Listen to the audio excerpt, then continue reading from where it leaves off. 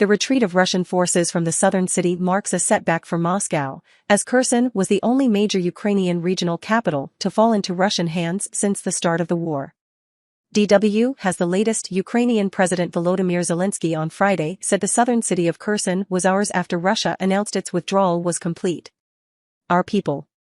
Ours. Kherson, Zelenskyy wrote on Telegram. Today is a historic day. We are taking back Kherson. He said that special units of the armed forces were inside Kherson and that other Ukrainian troops were approaching from the outskirts. The people of Kherson have been waiting. They never gave up on Ukraine, Zelenskyy added later in a video address.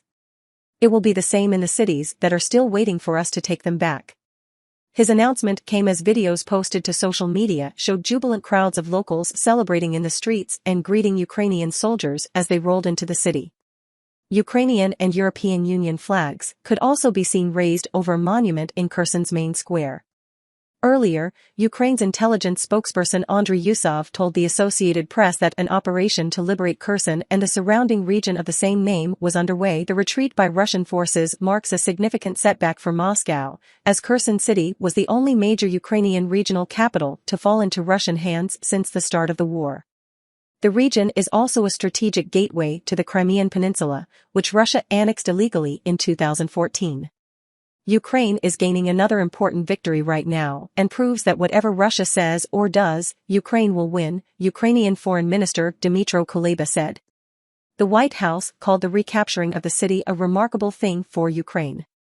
National Security Advisor Jake Sullivan said that it does look as though the Ukrainians have just won an extraordinary victory where the one regional capital that Russia had seized in this war is now back under a Ukrainian flag. Here are the other main headlines from the war in Ukraine on Friday, November 11th. Conflicting reports about Russian retreat. Ahead of Ukraine's forces entering the city of Kherson, Russia's defense ministry announced that all its troops had pulled out. It said 30,000 troops had been transferred across to the left bank of the Dnipro River without losing a single soldier and leaving not a single piece of military equipment. But Ukraine's Defense Intelligence Unit disputed this, saying in a tweet that more than half of the Russian forces that had been stationed on the river's right bank were still there. Moscow announced earlier this week that it planned to withdraw its forces from the Dnipro's right bank, where Kherson city is located. Ukrainian officials had expressed skepticism at the announcement and said it would likely take days, if not weeks, for Russian troops to fully retreat from Kherson. German Chancellor Olaf Scholz says Berlin's priority in helping Ukraine should be bolstering air raid defenses in cities and rebuilding infrastructure. Russia is bombing Ukraine's energy infrastructure. Russia wants to make sure people in Ukraine can't survive the winter cold, he said in an onstage interview with R&D newspapers. We are currently discussing with many German companies what they can do to counter this destruction. Scholz added that the air defense systems Germany had provided thus far had played an important role, and that Berlin would work with its partners to send more.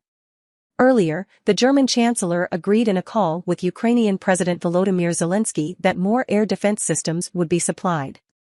Scholz also told the audience that he believed Russian President Vladimir Putin had long been planning to invade Ukraine.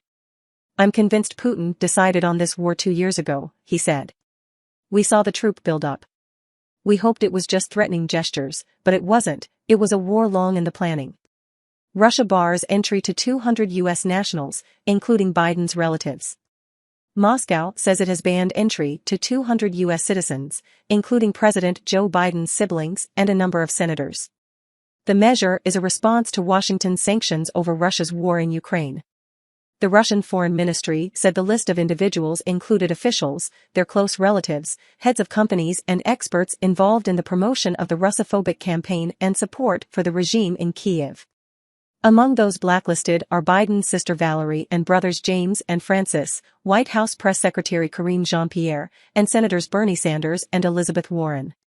They join the more than 1,000 U.S. citizens already barred from entering the country. Russian strike kills 5 in Mykolaiv, governor says. A regional governor said at least 5 people were killed after a Russian strike hit a residential building in the southern Ukrainian city of Mykolaiv. A strike at a 5-story residential building. Destroyed from the 5th to the 1st floor, Mykolaiv's regional governor, Vitaly Kim, wrote on social media. Russian forces have repeatedly struck the city for months. Zelenskyy said the latest strike was a cynical response to our successes at the front, in an apparent reference to Ukraine's advances in the Kherson region. Strategic bridge near Kherson collapses, reports.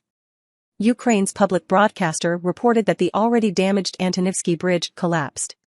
The strategic bridge was the only road crossing from Kherson to the Russian-controlled eastern bank of the Dnipro River. The state of the bridge, and the timing of its reported collapse, could help determine whether Russian forces did withdraw from Kherson city or not. Russian media reports suggested that the bridge was bombed after Russian troops retreated. But a Russian-installed official in the Kherson region told the Interfax that the bridge hadn't been blown up and was in the same condition. UN and Russian officials discuss grain deal extension. UN spokeswoman Alessandra Vellucci said talks between Russian officials and UN chiefs were underway in Geneva in a bid to extend a deal on grain exports. It is hoped that the discussions will advance progress made in facilitating the unimpeded export of food and fertilizers originating from the Russian Federation to the global markets, Vellucci said. The UN is seeking to renew a Black Sea Agreement on exporting grain from Ukraine set to expire on November 19. Moscow has complained that another agreement that exempts Russian fertilizers from sanctions is not being respected. That deal runs for 3 years. EU partners agree €1 billion to improve Ukraine export routes. The European Union has pledged €1 billion, $1.04 billion, boost to efforts to export Ukraine's grain harvest via alternative freight routes to the Black Sea ports. The European Commission, European Investment Bank, European Bank for Reconstruction and Development and the World Bank will invest the funds to improve and expand so-called solidarity lanes. The investments will expand land and inland waterway transport between Ukraine and the neighboring countries of Poland, Romania, Moldova, Slovakia, and Hungary. They also allow Kiev to bring in fuel or humanitarian aid to the country. Before the war, Ukraine had mainly traded via its large Black Sea ports, but they were blockaded by Moscow's forces when the invasion began. In July, a UN and Turkish brokered deal helped the flow of grain shipments to restart. However, the necessary security guarantees are not in place for other goods. Where Russia sowed destruction, Europe restored hope, European Commission President Ursula von der Leyen said, announcing the additional funding on social media.